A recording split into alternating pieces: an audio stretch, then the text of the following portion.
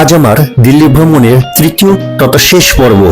গত পর্বের মেইন আকর্ষণ ছিল আসলাম চিকেন এবং আমরা দিল্লির আরো কিছু অংশ দেখেছিলাম। আর বাকি দিল্লির কি কি দেখবো সেটা এই ভিডিও পুরো স্কিপ না করে দেখতে থাকুন, বুঝতে পারবেন আজকে আমরা কি কি দেখবো। আমরা প্রথমে ঘুরে নিব সে বিখ্যাত দিল্লিতে অবস্থিত লাল কেল্লা এবং তারপরে দেখে নিব আমরা চাঁদনি চক মার্কেট। এই মার্কেটের কথা আমরা সবাই শুনেছি। সেখানে রয়েছে পারাঠা গলি, যেখানে আমরা পরোটা স্বাদ গ্রহণ করব। তারপরে সেখান থেকে বেরিয়ে এই চাঁদনি চক মার্কেটে রয়েছে দৌলত কি চাট, এটা তো টেস্ট করতেই হবে দিল্লি এসে। আর সর্বশেষ আমরা ঘুরে দেখব দিল্লির সবচেয়ে সস্তা মার্কেট সরোজিনী মার্কেট। তবে দেরি কিসের, চলুন পুরো ভিডিওটা দেখি।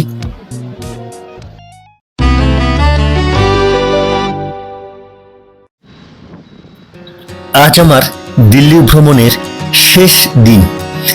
আমরা আমাদের হোটেল থেকে একটি অটো ভাড়া করে সোজা চলে আসলাম লাল কেল্লার দিকে। প্রথমে আমরা দর্শন করব লাল কেল্লার। ঠিক কদিন আগে এখানেই একটা বোমা বিস্ফোরণ হয়েছিল, আমরা সবাই জানি। ঠিক এই জায়গাটাতেই কাছাকাছি আমরা আছি, কিন্তু মূল প্রবেশদ্বারটি খোঁজার চেষ্টা করছি। এটা হচ্ছে লাল কেল্লার এন্ট্রি। আমরা লাল কেল্লার মধ্যে প্রবেশ করে গেলাম।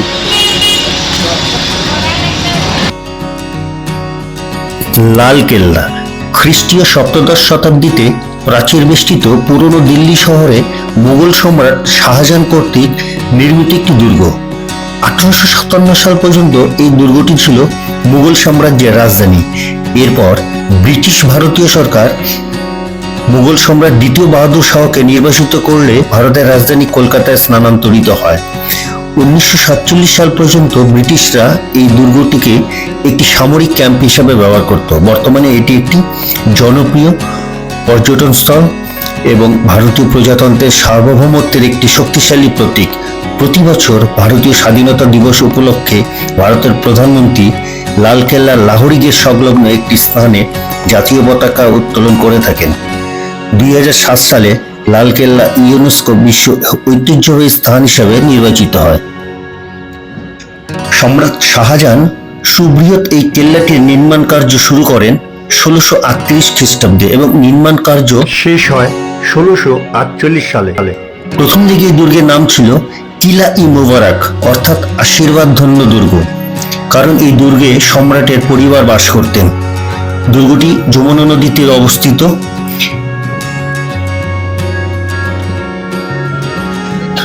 দুর্গ দেখা হয়ে গেলে আমরা এবার চলে যাব দিল্লির একটি বিখ্যাত বাজার চাঁদনি চক মার্কেট। এই চাঁদনি চক মার্কেটের গেট দিয়ে আমরা এখন প্রবেশ করছি। দিল্লির চাঁদনি চক মার্কেট হলো পুরনো দিল্লির একটি ঐতিহাসিক ও জমজমাট বাজার, যা তার সরু গলি, বৈচিত্র্যময় কেনাকাটার সম্ভার, যেমন মশলা, কাপড়, সুস্বাদু খাবার এবং প্রাণবন্ত সংস্কৃতির জন্য বিখ্যাত, যা মুঘল সম্রাট শাহজাহান কর্তৃক প্রতিষ্ঠিত হয়েছিল। रोटी भी मिलेगा, पराठा भी मिलेगा। এই মুহূর্তে আমরা যাচ্ছি পরাঠা গলি পরোটা খেতে। দেখা খুঁজতে খুঁজতে যাই। আচ্ছা, চাঁদনি চক মার্কেট সম্বন্ধে আরো আমরা কিছু জানি। মুঘল আমলে স্থাপিত এটি দিল্লির অন্যতম প্রাচীন ও ব্যস্ততম বাজার। কেনাকাটার স্বর্গ। এখানে ইলেকট্রনিক্স, পোশাক, গয়না, বই, মশলা এবং আরো অনেক কিছুর জন্য অসংখ্য দোকান ও বাজার রয়েছে, যেমন প্রকারি লেন, বই মার্কেট, আর সবচেয়ে বিখ্যাত হচ্ছে পরাঠা গলি। আর এখানে পাওয়া যায় দৌলত কি চাট। আমরা দুটোরই স্বাদ গ্রহণ করব। এটা হচ্ছে পরাঠা গলি। বলা ভালো পরাঠা গলি গলি। আমরা চলে আসলাম এই গলির ঠিক সামনেই। আমরা খুঁজছি, এখানে প্রচুর পরোটার দোকান আছে, কিন্তু তার মধ্যে সেই বিখ্যাত দোকানটিতে আমরা এখন প্রবেশ করব। এখানে বিভিন্ন ধরনের প্রায় 100 রকমের উপরে পরোটা পাওয়া যায়, মানে পনির পরোটা, ছোলা পরোটা, মশলা পরোটা, নানা ধরনের। এরকমই একটা দোকানে আমরা প্রবেশ করলাম এবং প্রায় প্রত্যেকটা পরোটা প্লেটেরই 200 টাকার উপর দাম আছে। দেখুন, মেথি পরোটা, জিঞ্জার পরোটা, গাজর পরোটা। এই হচ্ছে গলি পরোটা গলি। আমি মেথি পরোটা অর্ডার দিলাম। পরোটার সাথে এগুলো দেওয়া আছে, কি কি আছে এটা দাদা? এটা এই सूखा आलू, হ্যাঁ ये सब्जी, হ্যাঁ ये ग्रीन चिली, ग्रीन चटनी, ये मटर आलू, ये लाल वाली चटनी, ये अचार। আচ্ছা আচ্ছা, इसका साथ 2 पराठा। ऊपर थाली चटनी मंगाना। এই হচ্ছে মেথি পরোটা, তার সাথে এই এতগুলো সবজি। সত্যি কথা বলতে কি ভীষণ টেস্টি ছিল এই মেথি পরোটা। আচ্ছা, মেথি পরোটা খাওয়ার পরে আমরা বেরিয়ে যাব দৌলত কি চাট খেতে।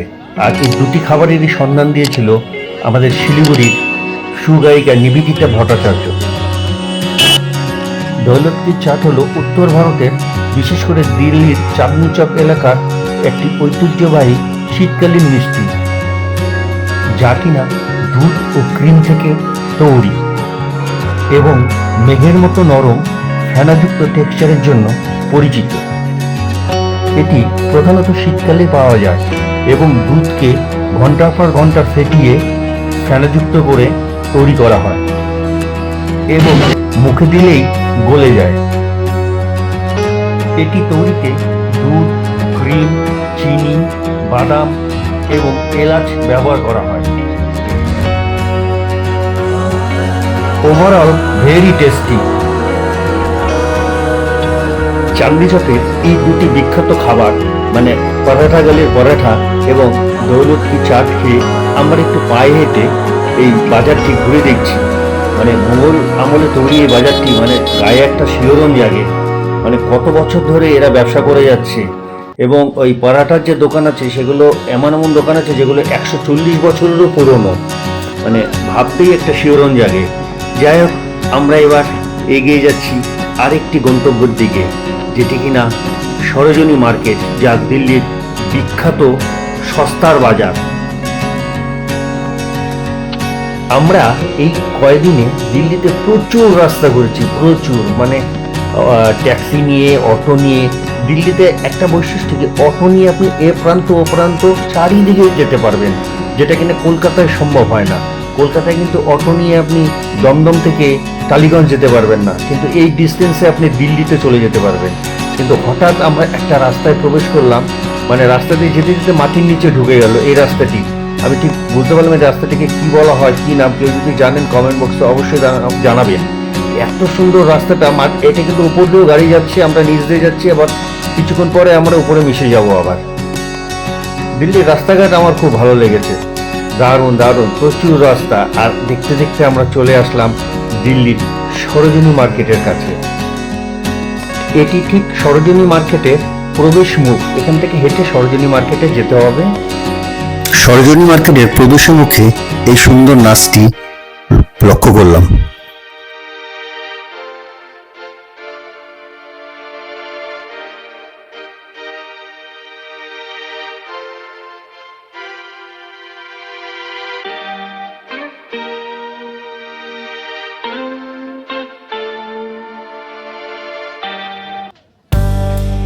দিল্লির সরোজিনী মার্কেট হলো একটি সাশ্রয়ী মূল্যের বাজার।